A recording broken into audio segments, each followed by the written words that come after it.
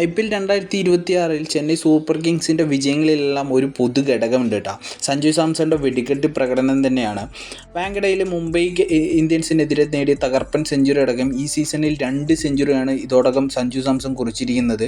അതുമാത്രമല്ല, സഞ്ജു ഒഴികെ ബാക്കി ഒരു ബാറ്റ്സ്മാൻമാരും ഈ ചെന്നൈ സൂപ്പർ കിങ്സിൽ ഫോമിലില്ല എന്നുള്ളത് തന്നെയാണ് ഇതിൻ്റെ പ്രധാന പ്രശ്നം കേട്ടോ. സീസണിൽ തുടക്കത്തിൽ സഞ്ജുവിനൊപ്പം ചേർന്ന് തകർപ്പൻ പ്രകടനം കാഴ്ചവെച്ച യുവതാരം ആയുഷ് മാത്ര പരിക്കേറ്റ് പുറത്തായതോടുകൂടിയിട്ട് കടുത്ത പ്രതിസന്ധിയിലാണ് ചെന്നൈ സൂപ്പർ കിങ്സ് ഇപ്പോൾ പോയിക്കൊണ്ടിരിക്കുന്നത് കേട്ടോ. ഇപ്പം നിലവിൽ വിശ്വസിക്കാൻ പറ്റിയ ഒരു മിഡിൽ ഓർഡർ ബാറ്റ്സ്മാൻമാർ ഇല്ല എന്നുള്ളത് തന്നെയാണ് ചെന്നൈയിനെ സംബന്ധിച്ചിടത്തോളം ഫേസ് ചെയ്യുന്ന ഏറ്റവും വലിയൊരു പ്രശ്നവും. സഞ്ജുവിന് ക്രീസിൽ നിലയുറപ്പിച്ച് കളിക്കാനും ആത്മവിശ്വാസത്തോടെ കളിക്കാനും ഒരൊറ്റത്ത് ഉറച്ചു നിൽക്കുന്ന 1-2 വിശ്വസ്തരായ പങ്കാളികൾ അനിവാര്യമാണ് കേട്ടോ. ദുബെ, ബ്രവിസ്, രുദ്രാജ് ഈ 3 താരങ്ങളിൽ 2 പേരെങ്കിലും ടോപ്പിലും മിഡിലായിട്ട് ഇതിനേക്കാളും നല്ലൊരു സപ്പോർട്ട് കൊടുത്തിട്ടുണ്ട് എന്നുണ്ടെങ്കിൽ ഇതിൽ വലിയൊരു വിജയം മുംബൈക്കെതിരെ ശരിക്കും പറഞ്ഞു കഴിഞ്ഞാൽ അവരെ സ്വന്തമാക്കിയിട്ടുണ്ടാവും.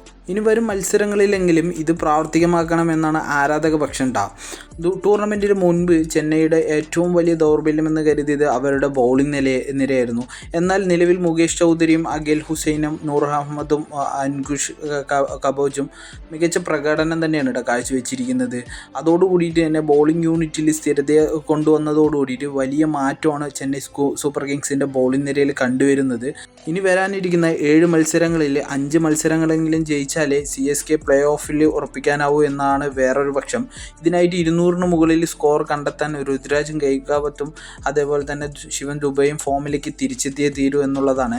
അതുമാത്രമല്ല, പരിക്ക് കാരണം മാറി നിന്ന ആയുഷ് മാത്രയ്ക്ക് പകരം വന്ന ഉർവിൽ പട്ടേൽ ആയുഷ് മാത്ര എന്താണോ ടീമിന് സംഭാവന ചെയ്ത് അതിൽ കൂടുതൽ സംഭാവന ചെയ്താൽ മാത്രമാണ് ശരിക്കും പറഞ്ഞാൽ ചെന്നൈയിനെ സംബന്ധിച്ചിടത്തോളം പ്ലേ ഓഫ് സാധ്യത ഇപ്പോൾ തന്നെ ഉറപ്പിക്കാനായിട്ട് പറ്റുള്ളൂ. അല്ല എന്നുണ്ടെങ്കിൽ അവസാനം തട്ടിയും മുട്ടിയിട്ടും പ്ലേ ഓഫിൽ കയറി എന്ന് വേണമെങ്കിൽ പറയാൻ പറ്റുള്ളൂ കേട്ടോ. മറ്റൊരു കാര്യം എന്തെന്ന് പറഞ്ഞു കഴിഞ്ഞാൽ MS ധോണിയുടെ കാര്യമാണ്. MS ധോണി ടീമിലേക്ക് അടുത്ത മത്സരത്തിൽ തിരിച്ചു വരുന്നു എന്നുള്ള സൂചനകളെല്ലാം തന്നു കഴിഞ്ഞു. അതുമാത്രമല്ല, MS ധോണി വരുന്നതോടുകൂടിയിട്ട് ടീമിൻ്റെ ഒരാളെങ്കിലും മാറി നിൽക്കേണ്ട ഒരു സാഹചര്യം വരും. അങ്ങനെ മാറുകയാണ് എന്നുണ്ടെങ്കിൽ അത് ടീമിനെ എത്രത്തോളം ബാധിക്കും, ടീമിൻ്റെ ആ ഒരു കോർഡിനേഷൻ എത്രത്തോളം ബാധിക്കും എന്നുള്ളതൊന്നും കണ്ടറിയണം. പക്ഷേ ധോണി ടീമിലേക്ക് വരുന്നതോടുകൂടിയിട്ട് ടീം പ്ലെയേഴ്സിൻ്റെ ആത്മവിശ്വാസം ഉയരാൻ പറ്റും എന്നുള്ളത് തന്നെയാണ് ടീം മാനേജ്മെൻറ്റിനെ സംബന്ധിച്ചിടത്തോളം മറ്റൊരു വിഷയം.